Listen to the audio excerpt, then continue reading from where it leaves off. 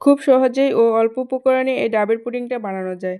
আজকে তৈরি করে দেখাবো মজাদার ডাবের পুডিং। আমাদের বাসার সবার খুব প্রিয়। এই ডাবের পুডিংটা খেতে অনেক বেশি মজা।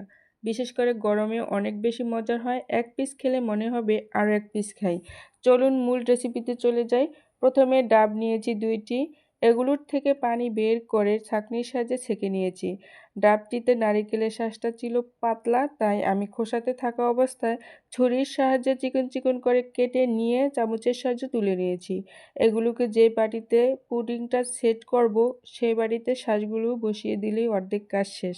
তারপর ডাবের পানিটা পাত্রে নিয়ে এর ভিতরে 2 চামচ চিনি, 1.5 চামচ আগার আগার পাউডার দিয়ে খুব ভালো করে মিশিয়ে নিতে হবে। আর আগার আগার পাউডারটা পানি ঠান্ডা অবস্থায় দিয়ে মিশিয়ে নিতে হবে।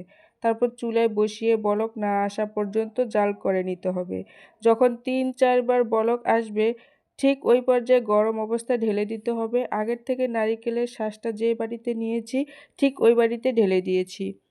এখন নারিকেলগুলো উপর নিচ করে নেড়ে দিয়েছি। এখন এই পুডিংটা আমি নর্মাল টেম্পারেচার রেখে দিয়েছি 1 ঘন্টার জন্য। 1 ঘন্টা পর খুব ভালো করে যখন জমে যাবে ওই পর্যায়ে একটা প্লেটে ঢেলে নিয়েছি আর আমি উপর পাশটা উপরে নিয়ে এসেছি। এখন পছন্দ মতো কেটে পরিবেশন করার পালা।